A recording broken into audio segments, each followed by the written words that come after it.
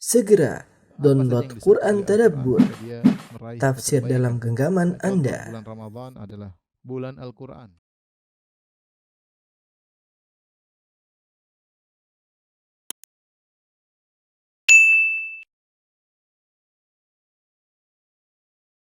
Bismillahirrahmanirrahim. Assalamualaikum warahmatullahi wabarakatuh. Alhamdulillahi ala ihsani wa syukru lahu ala taufiqihi wa amtinani wa asyhadu an la ilaha illallah wahdahu la syarika lahu ta'ziman li sya'ni wa asyhadu anna Muhammadan abduhu wa rasuluhu da'ila ridwani. Allahumma salli alaihi wa ala alihi wa ashabihi wa ikhwani. Rekan-rekan sekalian yang dirahmati Allah Subhanahu wa taala, kita melanjutkan bahasan kita dari kitab tauhid, dan pada pertemuan lalu kita telah membahas tentang sihir, bahwasanya sihir adalah termasuk pembatal tauhid. Pada bab ini adalah kelanjutan dari pembahasan tentang sihir, yaitu di mana Syekh Muhammad bin Abdul Wahhab rahimahullah taala membawakan hadis-hadis yang menjelaskan beberapa perkara yang disebut dengan sihir oleh Nabi sallallahu alaihi wasallam, tetapi dia jenis yang lain, Dia jenis yang lain, bukan sihir yang seperti kita ketahui pada pembahasan sebelumnya, yang di mana seorang bekerja sama dengan syaitan kemudian melakukan sihir kepada saudaranya dengan berbagai macam modelnya, yaitu berupa jampi-jampi atau jimat-jimat, seperti kita jelaskan pada pertemuan lalu. Sihir itu adalah jampi-jampi, mantra-mantra atau jimat-jimat, atau buhul-buhul yang digunakan untuk memberi sihir kepada orang lain sehingga bisa membuat sakit atau bisa membunuh atau membuat merusak perdagangan orang lain. Itu sihir yang jelas-jelas kerjasama dengan syaitan dan mengeluarkan seorang dari Islam. Ternyata dalam sebagian hadis Rasulullah SAW menyebutkan sebagian perkara disebut juga dengan sihir dari sisi bahasa. Sisi bahasa itu di mana ada pengaruh, memberi pengaruh kepada orang lain dengan sebab-sebab yang tidak terlihat, Kita sudah jelaskan pada pertemuan lalu sihir, ada dua, secara istilah dan secara bahasa. Secara bahasa kemarin sudah kita sebutkan, yaitu malatufa au khafiya sababuhu, yaitu yang samar atau halus sebabnya. Lantas memberi pengaruh.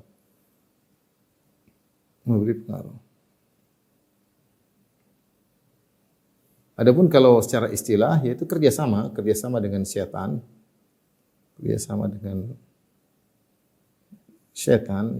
untuk untuk memberi pengaruh kepada orang lain.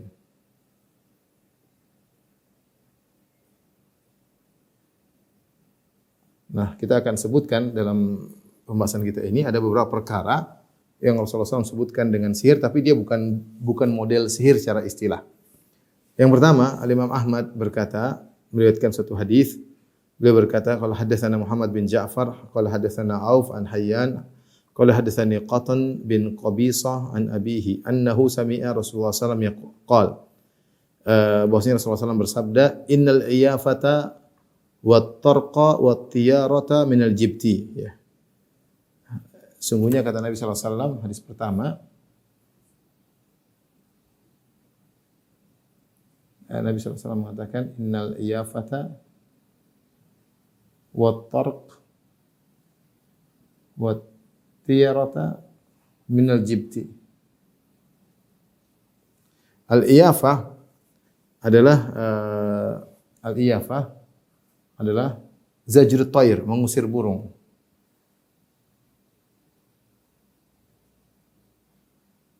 Adapun at-tarq yaitu memberi garis-garis, membuat garis-garis di tanah, untuk meramal.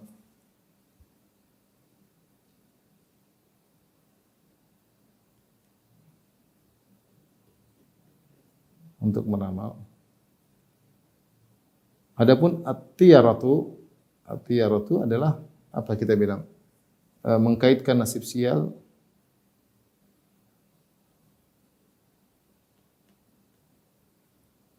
Sial dengan yang terlihat atau terdengar atau hari, ya, nomor dan lain-lain. Ini namanya atyar. Kemudian minal jibti. Al-jibti di sini sebagaimana pernah kita bahas al-jibt, ada yang mengartikan sebagai sihir. Seperti orang-orang Yahudi, Allah sifati mereka yu'minuna bil jibti wat tagut. Mereka beriman kepada al-jibti wat tagut. Ada yang mengatakan al-jibt adalah sihir, ada yang mengatakan al-jibt adalah syaitan. Ya. Seperti perkataan Auf setelah itu menjelaskan, Auf perawi hadis dari hadis ini, dia berkata, al-iyafatu zajrut tair. Al-iyafah maksudnya mengusir burung. Maksudnya apa? Orang-orang Arab dahulu ini bagian daripada tiarah. Ya. Ketika orang-orang Arab dahulu ingin pergi, mereka mengusir burung tertentu mereka datangi, tidak semua burung. Ada burung tertentu yang mereka yakini yang menentukan nasib baik atau nasib buruk. Kalau burung tersebut diusir terbang ke kanan, maka mereka melanjutkan perjalanan. Kalau burung tersebut diusir terbang ke kiri, maka mereka tidak jadi melanjutkan perjalanan. Menurut mereka, kalau burung tersebut tarik ke kiri berarti tanda sial, sehingga mereka tidak melanjutkan perjalanan. Itu adalah tiarah, mengkaitkan nasib buruk dengan burung. Ya, itu namanya al-iyafah. Ya. At-tarq adalah seperti kata Auf, al-khattu yukhattu fil ard, yaitu garis-garis yang digariskan di tanah oleh seorang ahli, seorang dukun. Dia garis-garis kemudian meramal akan terjadi begini dengan garis-garis yang dia buat, namanya tarq. Kemudian at-tiara umum. Jadi kalau al-iyafah bagian daripada tiarah, namun tiarah lebih umum. Jadi kalau kita mau kasih himpunan, ya, ini adalah at-tiarah. Kemudian di dalamnya ada al-iyafah. Ya, ada al-iyafah. Jadi tiarah itu banyak modelnya, di antaranya adalah al-iyafah. Masih banyak model-model yang lainnya. Tiarah seperti yang kita tahu, pamali-pamali, ya, mengkaitkan nasib sial dengan hari tertentu, menganggap menikah pada bulan Syawal adalah sial, seperti di sebagian tempat di tanah air menganggap menikah pada bulan Muharram, bulan Syura adalah nasib sial, angka 13 adalah angka sial, kalau ada burung hantu datang petanda sial, macam-macam, ya. Ini ada pembahasan tersendiri tentang tiarah, dan ini semua adalah kesyirikan. Ya, tapi yang jadi perhatian kita di sini, Nabi mengatakan iyafah wa tarq wa tiarah minal jibti, bagian daripada sihir, ya. Kalau kita tinjau dari ini, inilah sihir dari sisi bahasa.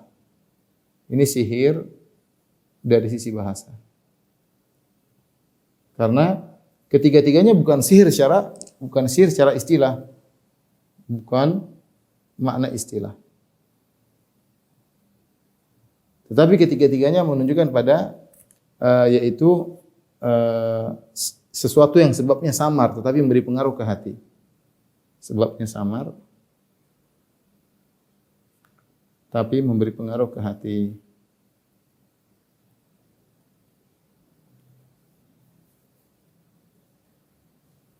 Al-iyafah termasuk syirik, tapi syirik kecil. At-tiarah juga syirik kecil. Adapun tarak, meramal masa depan dengan garis-garis adalah syirik akbar, karena termasuk dari bentuk perdukunan. Tapi ini semua bukan sihir secara istilah, ini yang ingin saya sampaikan.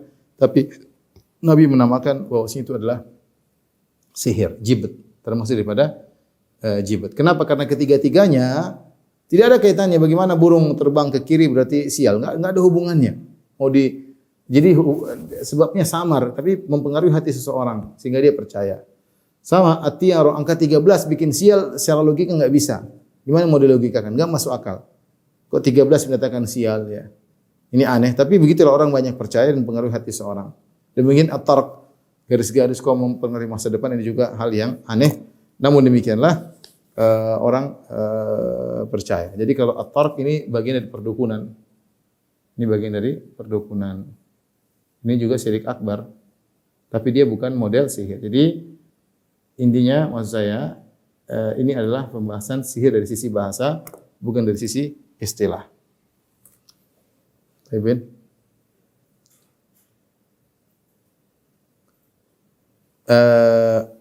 Berikutnya hadis yang kedua, kata Nabi sallallahu alaihi wasallam, "Man iktabasa syu'batan minan nujum faqad iktabasa syu'batan minas sihir.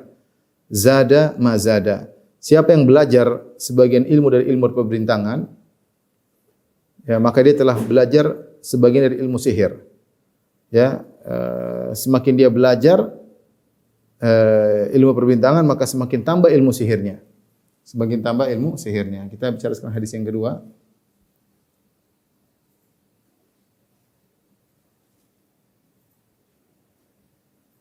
Sini juga Nabi menamakan sesuatu sihir dengan makna istilahi. Kata Nabi sallallahu alaihi wasallam, "Man iktabasa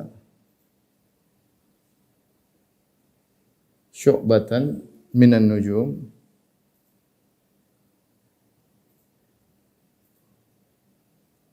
faqad iktabasa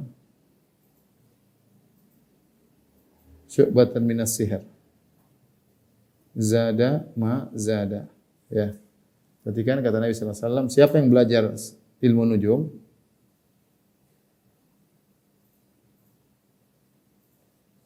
sebagian ilmu perbintangan,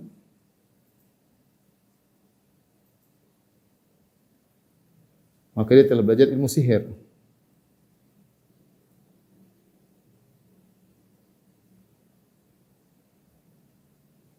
Sebagian ilmu sihir.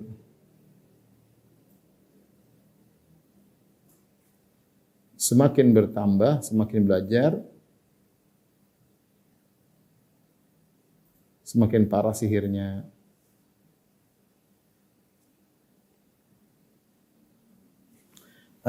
Ikhwan dan akhwat yang dirahmati Allah Subhanahu wa taala, ilmu perbintangan dibagi menjadi dua. Ada yang namanya ilmu ta'thir, namanya ilmu tasyir. Ilmu ta'thir yaitu meyakini bahwa gerakan bintang atau munculnya bintang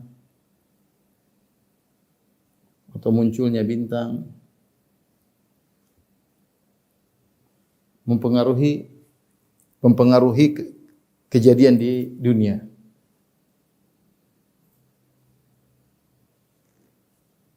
Kejadian di dunia. Nah, ini apa namanya? Sampai ini termasuk pemikiran sebagian falasifah. Falasifah menganggap bahwasanya planet-planet, bintang-bintang mereka memiliki kemampuan, sampai ada buku ditulis oleh sebagian ulama falasifah, Mukhatabatun Nujum, berbicara dengan bintang-bintang. Ini adalah kesyirikan yang sudah lama, ya, di mana banyak orang menyembah bintang-bintang karena mereka mikir bintang-bintang ditempati oleh arwah, ruh-ruh yang hebat. Bintang ini ada ruhnya, bintang ini ada ruhnya, planet ini ada ruhnya. Sehingga mereka sampai mereka menulis buku terpengaruh dengan ilmu filsafat tentang Mukhatabatun Nujum, ya, bagaimana berbicara dengan bintang, ya. Adapun ilmu tasyir yaitu ilmu mengenal posisi bintang, posisi atau munculnya bintang,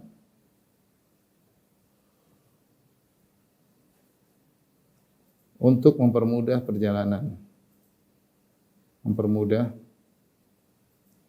mengetahui arah perjalanan.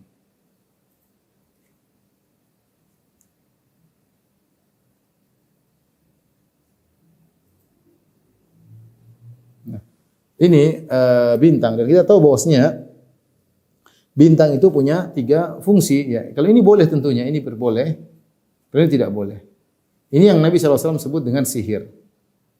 Sihir tetapi secara bahasa. Ya. Karena ketika seorang belajar ilmu perbintangan kemudian mengkaitkan dengan kejadian, ini pada hasilnya adalah ilmu perdukunan. Dia sama seperti tadi at-tarq, seperti at-tarq yang sudah kita bahas tadi di atas, seperti at-tarq yang garis-garis tadi, garis-garis di tanah, itu juga termasuk ilmu, termasuk perdukunan. Dia syirik akbar, tapi dari sisi lain, bukan sihir secara istilah, perdukunan. Ya. Jadi Kalau orang belajar ilmu bintang, ilmu ta'thir untuk mengetahui bahwasanya bintang ini punya pengaruh ini, kalau bintang ini muncul punya pengaruh ini, maka itulah disebut dengan kata Nabi faqad iktabasha syu'batan minas sihir. Berarti dia telah belajar bagian daripada ilmu sihir. Maksudnya ilmu perdukunan, ilmu perbintangan yang sama dengan ilmu ramalan, ilmu perdukunan. Dia adalah sihir dari sisi bahasa. Karena kalau sihir dari sisi istilah itu maksudnya buat buhul-buhul, mantra-mantra, jampi-jampi itu baru sihir secara istilah. Ini hanyalah sihir secara perdukunan meskipun ini juga perdukunan itu syirik akbar. Tapi bukan secara istilah. Jadi saya katakan tadi ini tidak boleh tapi dia sihir secara bahasa. Adapun kalau belajar ilmu perbintangan untuk mengenal arah maka ini diperbolehkan. Sebagian disebutkan bintang itu ada 3 fungsinya. Ya di antaranya adalah untuk menghiasi langit-langit. Wa laqad zayyana as-samaa'a ad-dunya bimasabih wa ja'alnaha rujuman lisyayatin. Yang kedua untuk melempar setan-setan ya. Wa alamatin wa bin najmi hum yahtadun. Dan yang ketiga adalah untuk sebagai tanda agar mereka bisa melakukan perjalanan dengan melihat arah melalui bintang-bintang. Jadi bintang itu ada 3 fungsinya. 3 fungsi bintang dalam Al-Quran disebutkan walaqad zayyana as-samaa'a ad-dunya bimasabih. Pertama, hiasan langit. Yang ada bintang langit begitu indah. Kita mengatakan ma ajmalas sama'. Begitu indahnya langit. Tapi banyak bintang-bintang. Kalau cuma gelap doang kurang indah, tapi ada bintang-bintang menjadikan langit tersebut menjadi indah. Walaqad zayyana as-samaa'a ad-dunya bimasabih. Kami hiasi langit dunia dengan bintang-bintang. Bimasabih. Kemudian yang kedua, wa ja'alna rujuman lisyayatin, pelempar setan. Setan yang ingin mencuri berita dari langit dilempar oleh bintang, bukan bintangnya lepas semua, artinya percikan dari bintang tersebut ya. Syihabun mubin yaitu percikan. Mungkin dia tidak lihat tapi sebenarnya karena terlalu kecil tapi setan ketika ingin ini maka ada percikan dari bintang tersebut menghajarnya ya. Dan yang ketiga adalah ini. Ketiga, kata Allah wa alamat wa bin najmi hum yahtadun. Hum yahtadun. Dengan bintang mereka dapat petunjuk perjalanan. Ya, inilah yang ketiga ini yang namanya ilmu tasyir dan ini diperbolehkan. Jadi diperbolehkan. Kata Nabi zada ma zada, semakin dia memperdalam ilmu perbintangan untuk perdukunan, maka semakin dalam ilmu sihirnya, semakin kufur kepada Allah Subhanahu wa taala, semakin kufur kepada Allah Subhanahu wa taala. Jadi inilah suatu hal yang lama dari zaman dahulu, keyakinan sebagian orang-orang kuno termasuk orang-orang filsafat, meyakini benda-benda langit adalah benda-benda yang hebat. Ya bosnya di langit di bintang-bintang ditempati oleh arwah-arwah yang hebat yang gerakan mereka mengisyaratkan akan adanya kejadian di alam di dunia. Maka sampai ada pembahasan mukhatabatun nujum itu bagaimana berbicara dengan bintang-bintang. Ini semua adalah kekonyolan karena bintang-bintang adalah makhluk sebagaimana rembulan, sebagaimana matahari, tidak memiliki kehendak. Mereka berjalan dengan perjalanan yang teratur, tidak berubah dalam setiap tahunnya. Setiap tahunnya bintang-bintang itu gerakannya begitu saja. Sebagaimana rembulan matahari setiap tahun ya begitu saja. Tidak berubah. Allah sengaja membuat gerakan mereka begitu saja, selalu begitu dengan siklus tertentu dan dengan siklus itu kita bisa punya ilmu, makanya bisa menentukan waktu, bisa menentukan bulan, ya bisa menentukan tahun. Itu semua dari gerakan rembulan dan gerakan matahari. Kata Allah lita'lamu adadas sinina wal hisab. Dengan adanya gerakan matahari rembulan lita'lamu adadas sinina wal hisab agar kalian mengetahui bagaimana perhitungan dan juga tahun-tahun dan yang lainnya ya. Jadi sesuatu aneh, sesuatu yang gerakannya konstan begitu terus dengan siklus tertentu dianggap malah sebagai punya pengaruh terhadap alam semesta. Ini adalah kekonyolan. Baik, Win.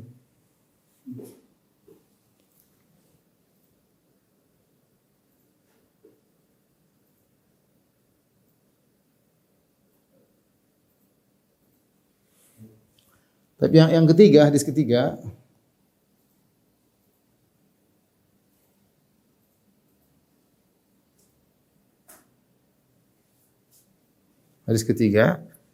kata Nabi SAW, ini yang baru terkait dengan sihir. Ya.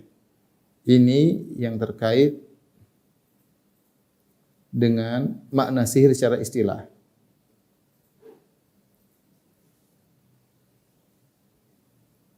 Yang sebelumnya adalah secara bahasa. Kata Nabi sallallahu alaihi wasallam, "Man aqada uqdatan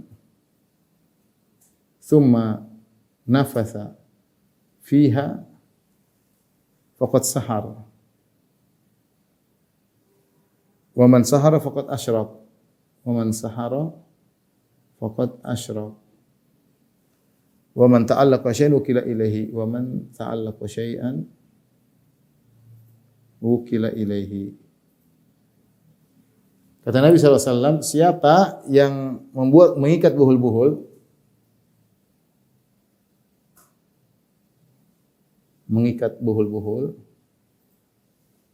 ya orang bikin sihir, ikat sini, ada ini diikat lagi, mereka bikin simpul mereka bikin cara sihir, ilmu tersendiri, ilmu setan ya. Tsumma nafatha fiha, kemudian meniup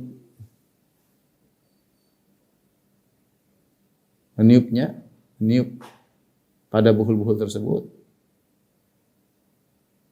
Ini cara praktek sihir ya, seperti kata Allah, "Wa min syarrin naffatsati fil uqad." Aku berlindung kepada Engkau ya Allah, birabbil falaq, qul a'udzu birabbil falaq. Katakanlah aku berlindung kepada Tuhan yang menguasai subuh, min syarri ma khalaq, dari keburukan yang Dia ciptakan, wa min syarri ghasiqin idza waqab, dari kejahatan makhluknya ketika telah malam gelap gulita, wa min syarrin naffatsati fil uqad, dari keburukan para wanita yang meniup di buhul-buhul. Nafas itu meniup dengan mantra-mantra, kemudian tiup disertai dengan sedikit air liur. Nah, itu namanya nafas. Itu cara kita di antara cara bentuk ruqyah adalah dengan kita baca Quran kemudian kita meniupkan dengan nafas. Nafas ya. Di antaranya juga dengan orang berbuat sihir juga begitu caranya. Buat buhul kemudian ditiup. Gitu seperti itu dengan semburan udara tapi dengan sedikit air liur. Dengan mantra-mantra tertentu. Faqad sahar, siapa yang melakukan demikian maka dia telah melakukan sihir. Maka dia telah praktek sihir.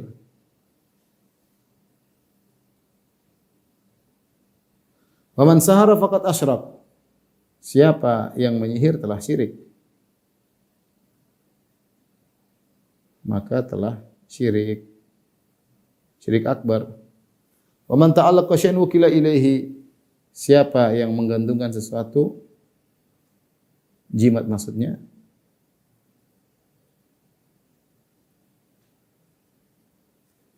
jimat, maka ukila ilahi, maka ia akan diserahkan kepada sesuatu tersebut.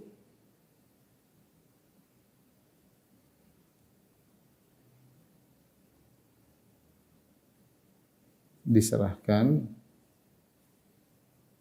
pada sesuatu tersebut.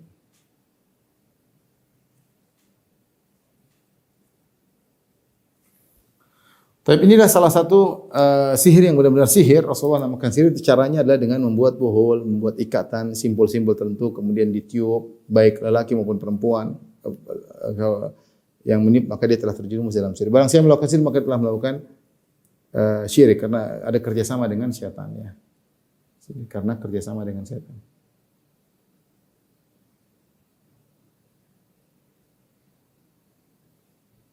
Ya. Dan biasanya para penyihir melakukan hal kekufuran biasanya. Seperti saya sampaikan, supaya sihirnya mantap ya. Ada di antara mereka yang disebutkan berwudu dengan air kencing, dia wudu dengan air kencing, atau dia sholat sambil dalam kondisi junub, atau dia berjalan pakai sendal tapi di sendalnya ada Al-Quran dia injak ya. Pernah kejadian di suatu tempat, dia menyihir, ternyata dia duduk di kursi, di kursinya dia dudukin Al-Quran. Banyak hal yang mereka lakukan ya. Ada yang harus membunuh saudaranya, menumbalkan saudaranya. Ya, hal-hal kesyirikan, kekufuran, menulis Al-Quran dengan darah bangkai misalnya. Ini semua mereka lakukan agar bisa menguasai ilmu sihir ya. Kemudian di antaranya dengan membuat buhul-buhul kemudian niup-niup. Tapi seperti dikatakan oleh Syekhul Islam Ibnu Taimiyah rahimahullah, kita sampaikan pada pertemuan lalu, bahwasanya para penyihir tidak bisa melakukan lebih daripada yang dia mampu ya. Dia berharap bisa hebat tapi kemampuan setan terbatas. Dia juga terbatas. Dia mau sakti dengan kekufuran bermacam-macam, setan yang menjadi pegangan dia juga terbatas kemampuannya. Ya, bisa saja dia kalah dalam berkelahi dengan penyihir yang lain, atau dia kalah dengan orang soleh yang melakukan ruqyah syar'iyah. Ya, artinya banyak di antara mereka akhirnya tidak mencapai tujuannya karena setan yang dia jadikan andalannya terbatas, kemampuannya terbatas. Kemudian yang terakhir Rasulullah berkata, "Man ta'alaqa syai'an wukila ilaihi." Siapa yang menggantungkan sesuatu maka dia akan disandarkan kepada sesuatu tersebut, ya. Ini suatu hal yang khuzlan atau khizlan, itu suatu kehinaan tatkala seorang ditinggal oleh Allah Subhanahu wa taala kemudian dia bersandar kepada benda. Kita saja kalau bersandar pada diri kita saja, kita telah bersandar kepada sesuatu yang sangat lemah. Kita tahu bagaimana kekurangan kita, kelemahan kita. Ya, makanya di antara doa Nabi sallallahu alaihi wasallam, "Ya Hayyu ya Qayyum bi rahmatika astaghits." Ya Allah, ya Hayyu yang Maha Hidup, ya Qayyum yang Maha mengurusi yang lainnya. Bi rahmatika, dengan rahmatmu astaghits, aku mohon pertolongan. Fa aslih li sya'ni kullah, maka perbaiki segala urusanku. Segala urusanku uruslah ya Allah. Luruskanlah segala urusanku. Kemudian kata Nabi, wala takil ila nafsi tarfa'ata ain. Jangan kau biarkan aku bersandar kepada diriku meskipun hanya sekejap mata. Karena kita ini lemah, kita ini apa kemampuan kita? Kalau lagi sakit nggak bisa apa-apa, suka lupa, cepat letih, ilmu kita terbatas. Bagaimana kita bersandar pada kemampuan kita? Ya, siapa yang bersandar kepada kemampuannya sendiri maka dia telah celaka, ditinggal oleh Allah Subhanahu wa taala. Nah, kalau kita bersandar kepada diri kita yang memiliki kelebihan, itu saja tidak baik, apalagi kita bersandar kepada benda-benda yang tidak ada manfaatnya. Gimana ngambil janur kuning kemudian ditaruh was-was kemudian bersandar kepada janur kuning tersebut, apalagi sebagian orang ahlul bidah kemudian mengambil foto gurunya tempel di warung seakan-akan bakalan selamat datang ke berkah. Ini gimana hati bersandar kepada pakai jimat, pakai ikatan, macam-macam. Ini siapa yang bersandar kepada benda-benda tersebut, hatinya dibuat terikat kepada benda-benda tersebut. Sehingga kalau dia berjalan tanpa benda-benda jimat, dia merasa tidak pede, dia merasa bakalan kalah, dia merasa bakalan hilang, percaya dirinya hilang. Seharusnya dia keluar dengan berkata, Bismillahi tawakkaltu ala Allah. Aku dengan nama Allah aku bertawakal kepada Allah, maka dia akan dimudahkan. Tapi dia ketika bersandar kepada benda-benda tersebut, maka dia akan ditinggal oleh Allah dan dia diserahkan kepada benda-benda yang benda-benda mati tersebut. Ya. Baik. Ini yang kita hadis ketiga. Hadis keempat.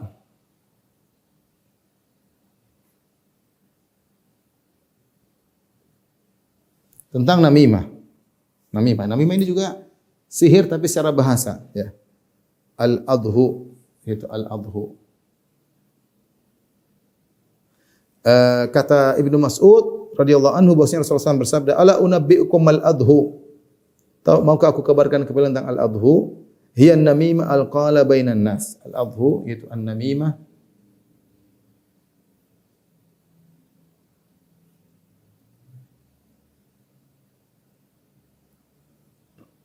an-namimah al-qala bainan nas.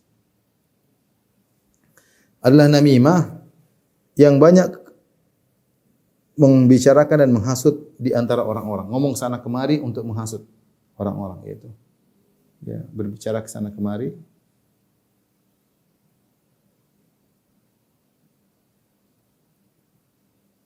Di antara untuk menghasut di antara manusia.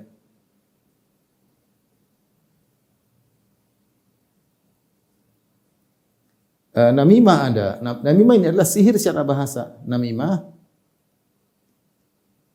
adalah sihir secara bahasa, bukan secara istilah. Karena pengaruhnya yang luar biasa, karena pengaruhnya,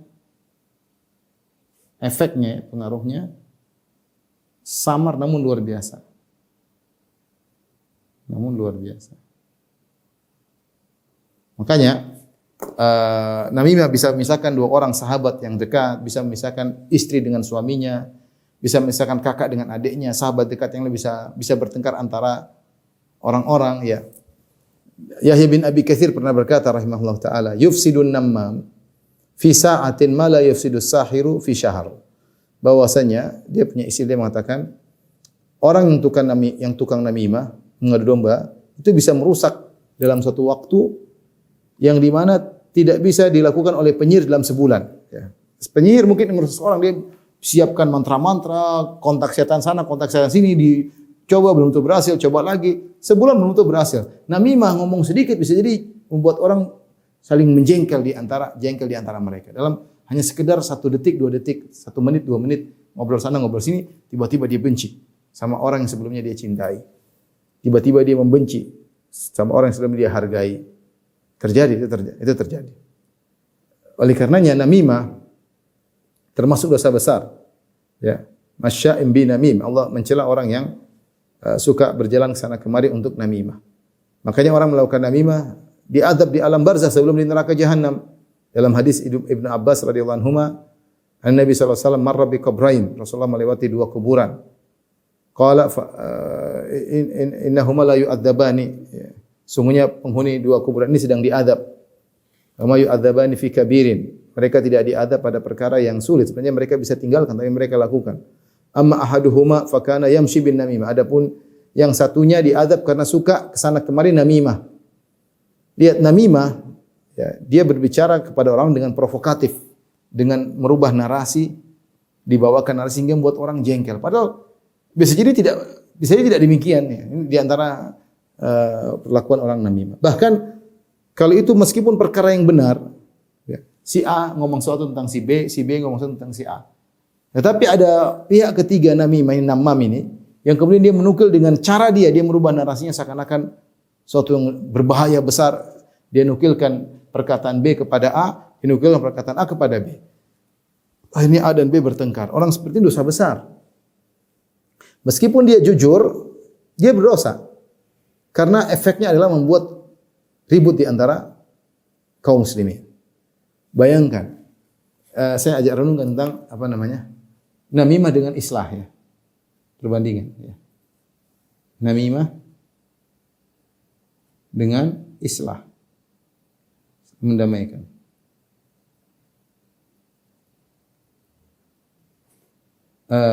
Namimah jujur pun haram. Islah bohong pun boleh. Kenapa? Karena namimah efeknya mencerai-berai. Berai kaum muslimin.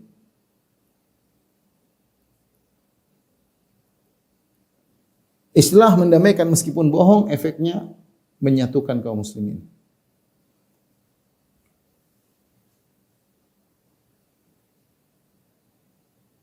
Ya, jadi hati-hati. Dan syariat melarang semua hal yang bisa mencerai-beraikan kaum muslim. Apalagi kalau namimah itu benar-benar menimbulkan kebencian yang luar biasa.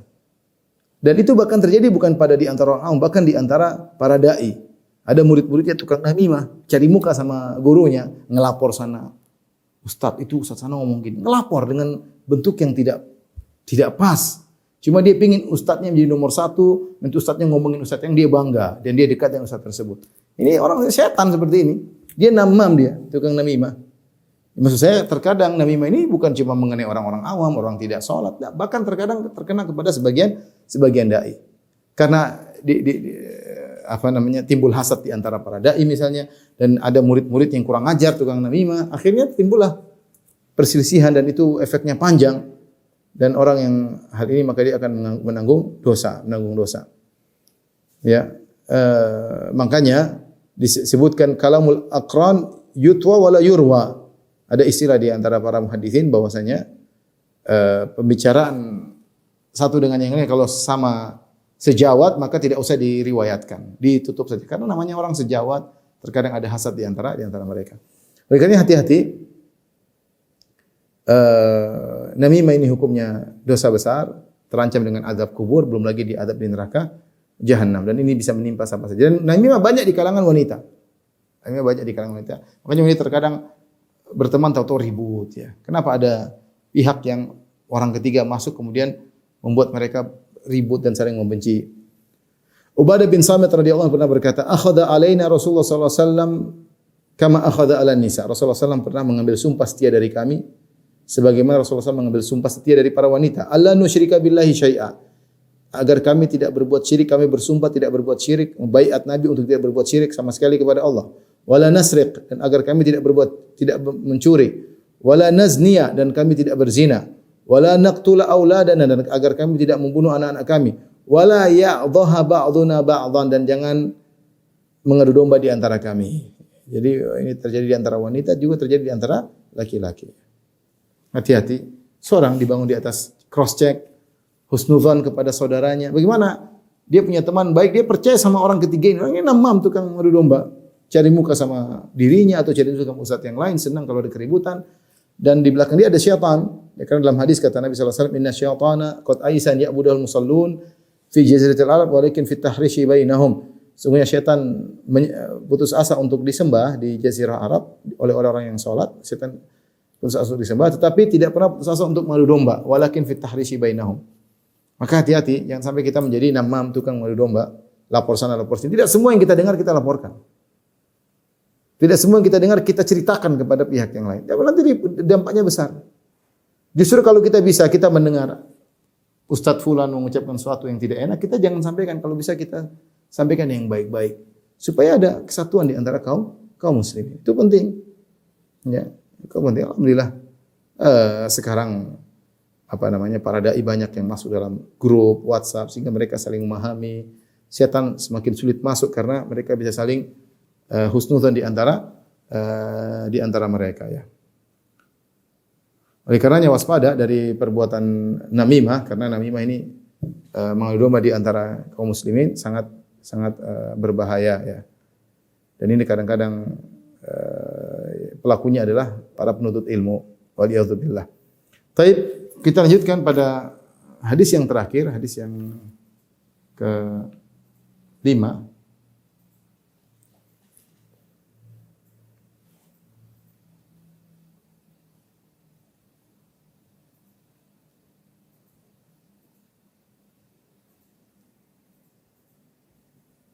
Ini juga adalah hanya secara bahasa ya. Hadis 5 juga sihir secara bahasa. Bukan secara istilah. Yaitu Nabi SAW bersabda, "Inna minal bayani la sihra." Rasulullah SAW bersabda, "Inna minal bayani la sihra." Sesungguhnya di antara penjelasan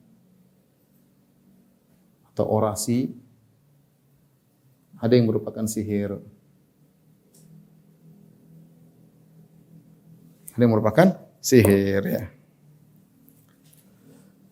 Ceritanya hadis ini begini, ini hadis Ibnu Umar, annahu qadima rajulani minal masyriq fa khataba. Dalam Sahih Bukhari Ibnu Umar meriwayatkan bahwasanya telah datang dua orang dari arah timur, mungkin dari Irak, fa khataba, kemudian mereka berdua berkhutbah. Fa ajiban nasu li bayanihima, maka orang-orang kagum dengan orasi mereka berdua. Fa qala Rasulullah sallallahu inna minal bayan la sihra. Au inna ba'dal bayani la sihr. Sungguhnya di antara sebagian orasi merupakan sihir karena orang-orang kagum dengan cara mereka ngomong. Sebenarnya orang sebenarnya diberikan cara pengungkapan yang sangat menakjubkan. Kita dengar terpukau ya. Biasa tapi dia menyampaikannya dengan cara dan kita terbawa. Memang ada orang diberi kelebihan seperti itu. Ini dalam Sahih Bukhari, dalam Sahih Muslim hadis yang lain, khatabana Ammar. Suatu hari Ammar bin Yasir berkhutbah kepada kami. Fa aujaza wa ablaq. Khutbahnya singkat tapi mendalam. Falamma nazala, tatkala dia turun, qulna, kami pun menegur Ammar bin Yasir berkata, ya Abul Yaqdhan, wahai Abul Yaqdhan, kunyahnya, laqad ablaqta wa aujasta. Engkau telah menyampaikan khutbah yang padat namun ringkas. Falau kunta tanaffasta, seandainya kau agak panjangkan durasinya. Artinya mereka terpukau dengan khutbahnya, mereka senang. Kenapa kau tidak panjangkan? Faqala, maka Ammar bin Yasir berkata, inni sami'tu Rasulullah sallallahu alaihi wasallam yaqul, aku mendengar Rasulullah sallallahu alaihi wasallam bersabda, inna tula salati rajuli wa qisara khutbatihi ma'innatun min fiqhihi. Sungguhnya panjangnya salat seseorang dan pendeknya khutbahnya merupakan menunjukkan fikihnya orang tersebut. Fa'atilus salata wa aqsurul khutbah. Maka panjangkanlah salat dan pendekkan khutbah. Wa inna minal bayani sihran. Sungguhnya di antara orasi adalah sihir. Ya. Taib. Timbul pertanyaan. Sabda Nabi ini sungguhnya di antara penjelasan orasi merupakan sihir. Ini pujian atau celaan? Ini pujian atau celaan? Retorika. Ya. Pujian atau celaan? Ya. Wallahu alam, ini diperselisih oleh para ulama. Maksud Nabi mengatakan demikian itu memuji atau mencela. Dilihat dari hadis Ammar bin Yasir menunjukkan itu pujian karena Ammar menjalankan wasiat Nabi untuk memperpanjang khutbah, memperpanjang salat, memendekkan khutbah. Dan Nabi mengatakan inna minal baina sihra. Sungguhnya di antara penjelasan adalah sihir, memukau orang. Adapun dari hadis yang Sahih Bukhari tentang 2 orang datang dari Irak, itu masih ada kemungkinan itu celaan atau pujian dari Nabi sallallahu alaihi wasallam. Namun yang benar ini kembali kepada tujuan. Karena retorika bisa dilakukan dalam rangka kebaikan, retorika bisa dilakukan dalam rangka keburukan. Ya. Dan salah satu penjelasan kemampuan seorang untuk menjelaskan itu nikmat dari Allah Subhanahu wa taala. Allah berfirman, Ar-Rahman 'allamal Qur'an. Yang telah Ar-Rahman yang Maha Rahmat, Maha Pengasih lagi Maha Penyayang. 'Allamal Qur'an yang telah mengajarkan Al-Qur'an. Khalaqal insan menciptakan manusia, 'allamahul bayan. Allah mengajarkan kepada manusia untuk bisa berorasi, untuk berbicara, untuk menyampaikan.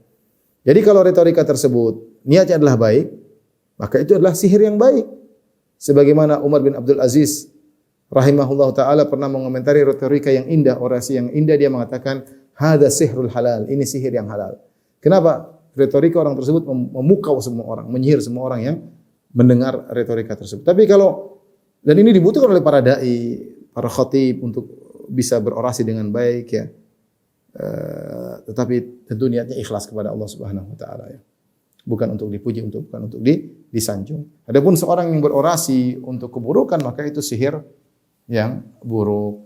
Wallahu a'lam bishawab. Dari sini kita tahu bahwasanya dari kelima hadis yang dibawakan oleh Syekh Abdul Wahab rahimahullah taala dalam kitab Tauhid bab ke-24 ini yang makna sihir secara istilah cuma hadis yang ketiga. Adapun hadis pertama dan kedua serta hadis keempat dan kelima adalah makna sihir secara istilah ya, secara bahasa. Demikian kurang lebih saya mohon maaf wabillahi taufiq wal hidayah. Assalamualaikum warahmatullahi wabarakatuh. Assalamualaikum warahmatullahi wabarakatuh.